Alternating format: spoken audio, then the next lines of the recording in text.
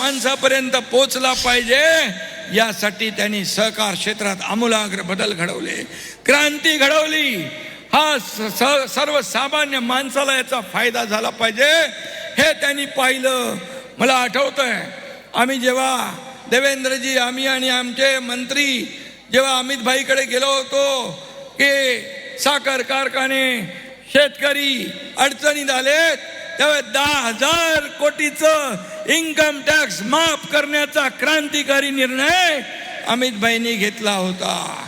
आता देखील आम्ही गेलो होतो, त्यावेळेस देखील इथेनॉल असेल, जे जे बाय प्रॉडक्ट असतील, त्यांना सगळ्यांना न्याय देण्याचा निर्णय देखील त्यांनी घेतला.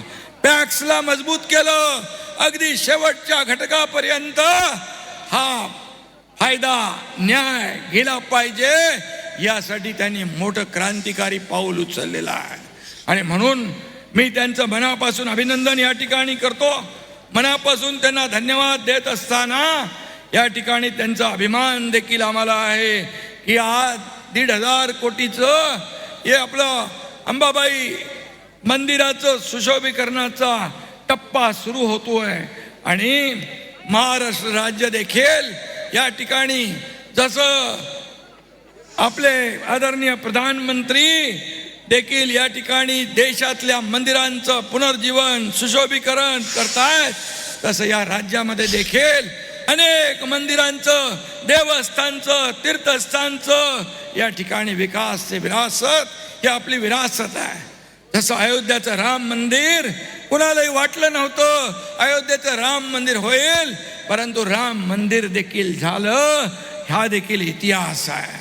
आणि म्हणून मी आपल्याला एवढंच सांगतो की या संपूर्ण देशामध्ये जे आपली तीर्थक्षेत्र आहे त्याचा विकास होतोय, आपली संस्कृती, आपली परंपरा जोपासली जाते आहे, आपली संस्कृती परंपरा पुढे नेण्याचं काम होतंय.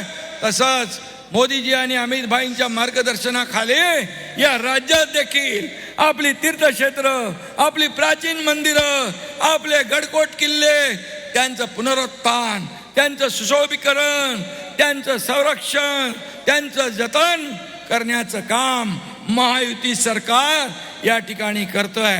आणि म्हणून मी अमित भाईंना पुन्हा एकदा मनापासून धन्यवाद देतो की आपण कोल्हापूरमध्ये आल्यानंतर एक वेगळं भावनिक नातं या ठिकाणी कोल्हापूरवासियांना पाहायला मिळतंय.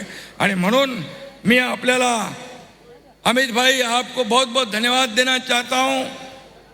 महाराष्ट्र में जब जब आप आते हो और ऐसे जो काम है उसका भूमि पूजन होता है, लोकार्पण होता है, इससे हमें ऊर्जा मिलती है, प्रेरणा मिलती है और हमें काम करने की ताकद मिलती है. आणि म्हणून मी आपल्याला धन्यवाद देतो. या ठिकाणी अमित भाई, जाते जाते 2 पंक्तियां कहता हूँ. जनता की हर मांग आपने पूरी कर दी है, जनता की हर मांग आपने पूरी कर दी है, रुके हुए हर काम को रफ्तार दी है. आपकी बदौलत या विकास की पंचगंगा बहेगी, आपके बदौलत या विकास की पंचगंगा बहेगी.